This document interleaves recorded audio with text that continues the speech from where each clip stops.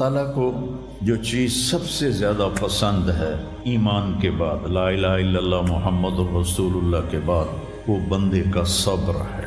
وَلَنَبْلُوَنَّكُمْ بِشَيْءٍ، تھوڑا سا، من الخوف والجوع، بھوک، ونقص من الاموال والانفس، مال اور جان میں کمی، پھر کیا ہے، والثمرات، اور کاروبار میں کمی، کھیتیوں میں کمی، پھر کیا کرو، وَبَشِّرِ الصَّابِرِينَ، وَبَشِّرِ الصَّابِرِينَ، صبر والوں کو بشارت دے دو۔ اولئک علیہم صلوات، ان کو اللہ شاباش دے رہا ہے۔ صلوات کا ترجمہ میں کرتا ہوں شاباش، کہ اللہ کہہ رہا ہے شاباش، واہ واہ، کیا کہنے، ورحمہ، اور رحمت بھیج رہا ہے، وَأُولَئِكَ هُمُ الْمُهْتَدُونَ، اور یہی ہیں ہدایت یافتہ۔ ایک دفعہ ابن القیم رحمہ اللہ کی اب تو نہ کتاب یاد ہے نہ پڑھا یاد ہے، سوائے ایک فغان بے شرر سینے میں باقی رہ گئی، سوز بھی رخصت ہوا جاتی رہی تاثیر بھی۔ تو انہوں نے تمام صفات ایمان کے ساتھ صبر کو قرآن سے دکھایا تھا۔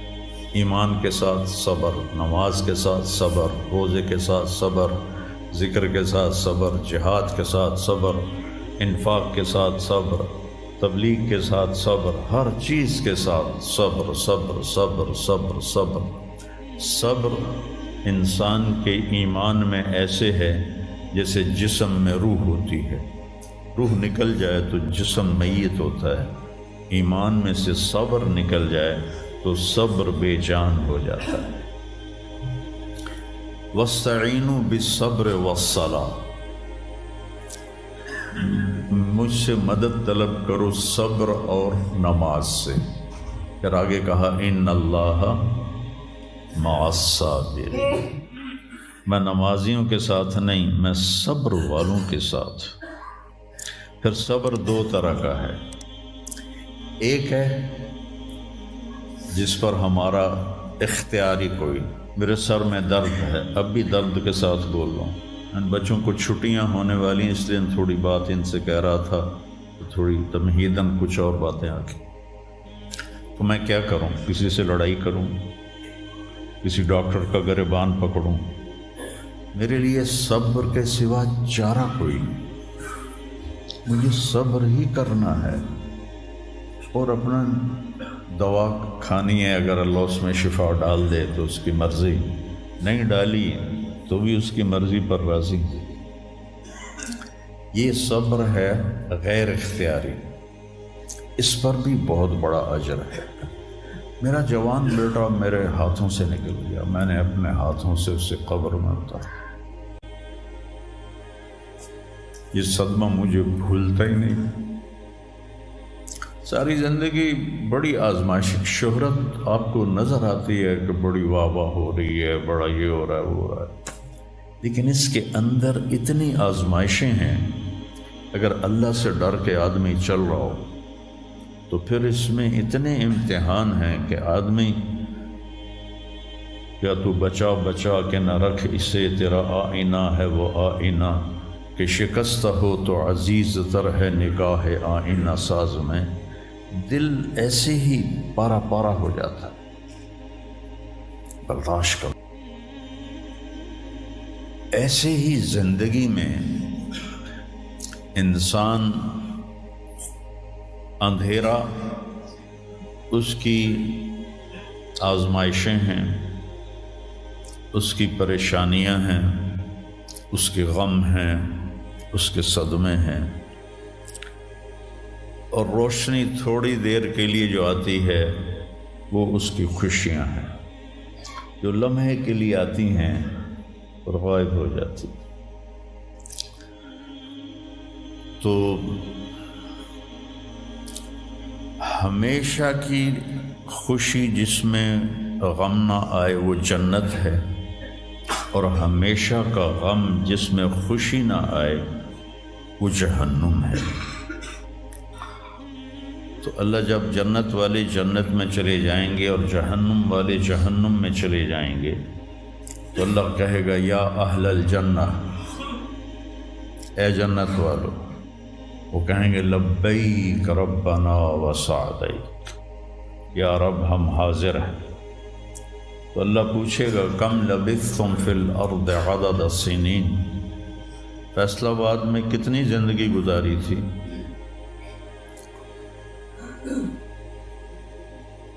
تو سارے کہیں گے نوح علیہ السلام سمیت جنہوں نے 1400 سال کی زندگی پائی، 950 سال تو تبلیغ کی، 400 سال اوپر گزارے،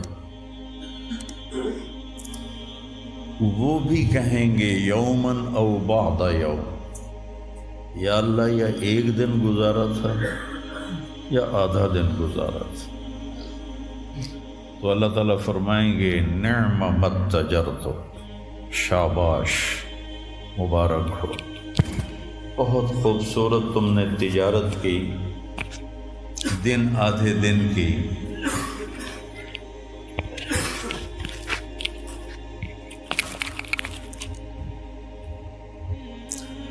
بہت بڑھیا تجارت کی تم نے، دن آدھے دن میں اپنے نفس کو مار لیا اور اپنی خواہشات پہ قابو پا لیا۔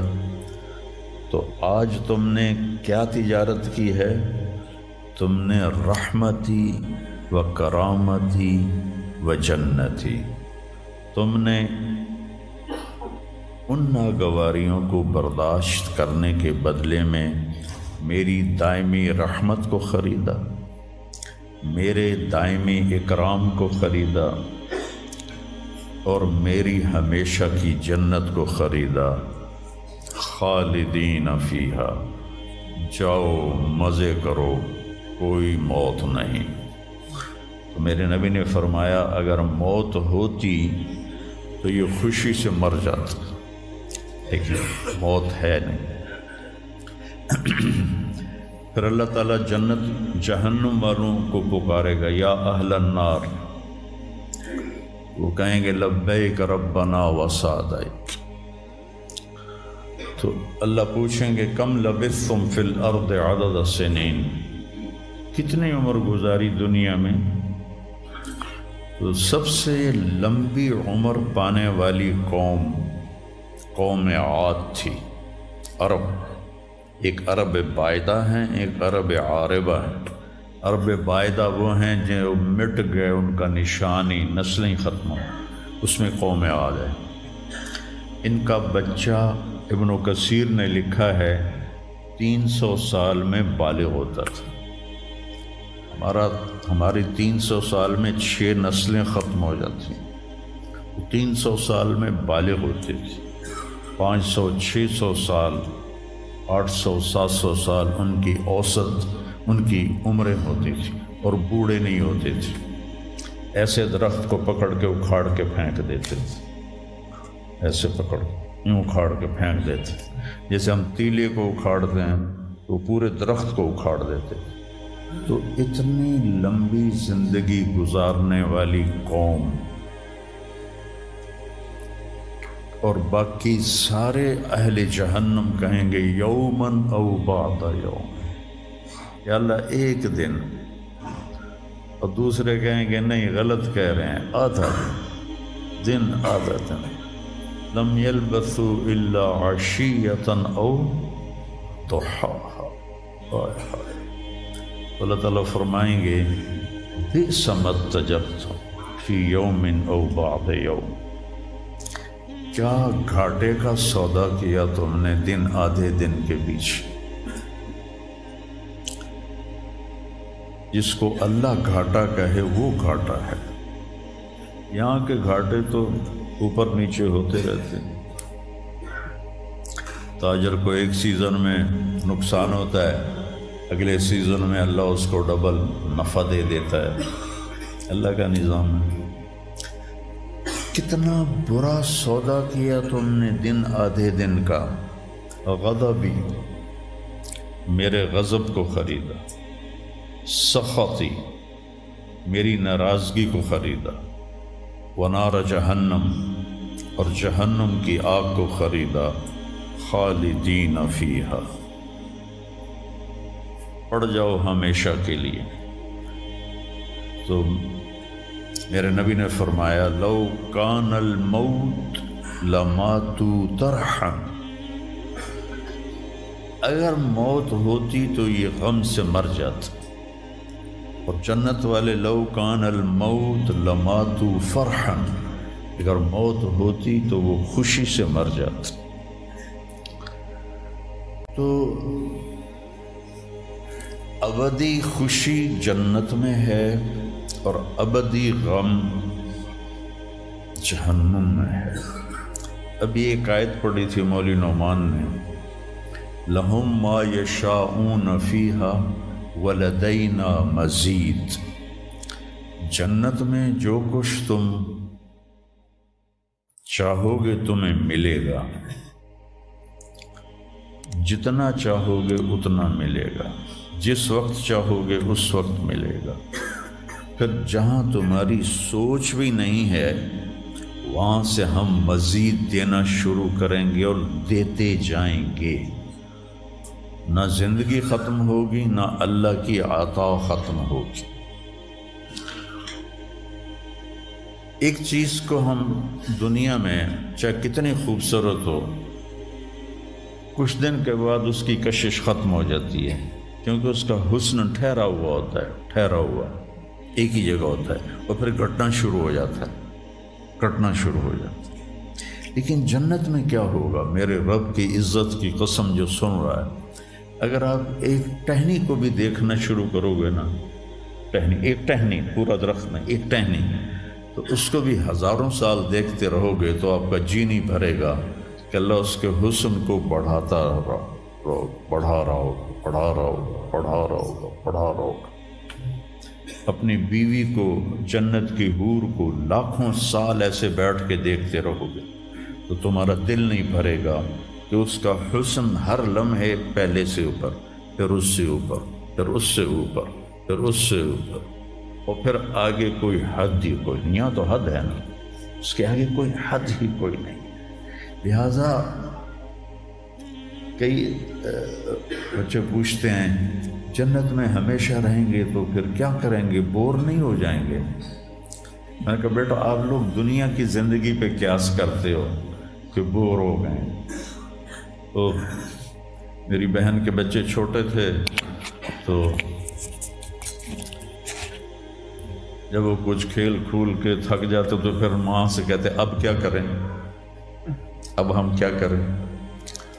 تو وہ ہم نے دنیا پہ قیاس کیا ہوا ہے کہ جیسے یہاں بور ہو جاتے ہیں، ایک لمحے کے کروڑویں حصے میں بھی اللہ کی عطا ایسے جا رہی ہوگی، ایسے جا رہی ہوگی، ایسے جا رہی ہوگی۔ تو لہٰذا آپ کسی چیز سے بھی آپ کا دل نہیں بھرے گا، چاہے آپ خربوں، دیکھو خربوں اربوں جو ہے نا یہ دنیا کے لیے ہیں، وہاں ان کی کوئی حیثیت نہیں ہے۔ یہ تھوڑا سا اوپر جا کے ویسے ہی ٹائم ختم ہو جاتا ہے، ٹائم میں تو اللہ نے ہمیں باندھا ہے۔ تو ولدینا مزید، یہ جنت والوں کے لیے سب سے اعلیٰ درجے کی آیت ہے کہ لہم ما یشاءون فیہا ولدینا مزید، جو چاہو گے پاؤ گے، اور پھر ہم مزید۔ ایک حدیث بھی یاد آ گئی، ایک جنتی ایسے بیٹھا ہوگا ٹیک لگا کے اپنے تخت پر، تو سامنے ایک منظر ہوگا، اس کو دیکھنے کے مزے لے، تو اس میں اس کو سال ہا سال گزر جائیں گے۔ تو اللہ کہیں گے میرا بندہ تھا ہکو شے جی پھنس گیا ہے نا، کوئی اور شے بھی کھاؤ۔ تو اس کے ایسے بیٹھا ہوگا تو اس کے کندھے پہ ایسے کوئی ہاتھ مارے گا، تو ایسے یوں پیچھے مڑ کے دیکھے گا تو ایک لڑکی کھڑی ہوگی جس نے 100 جوڑے پہنے ہوں گے، اور ان جوڑوں میں اس کا پورا جسم چاندی کی طرح، شیشے کی طرح چمک رہا ہوگا۔ جب اس کے چہرے کو دیکھے گا تو ان گالوں میں اسے اپنا چہرہ نظر آئے گا، ایسا شفاف ہوگا یہ۔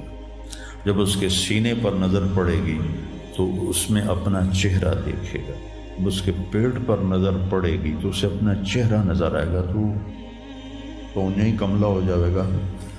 تو وہ کہے گی اما لک فینا من رغبۃ، آپ کو میری ضرورت ہے؟ کہے گا بلا، کیوں نہیں، پر تو ہے کون، میری جنت کی تو نہیں ہے. یہ جو 72 حوریں ہیں یہ تو شروع میں ہیں، پھر تو ملتی ہی رہیں گی.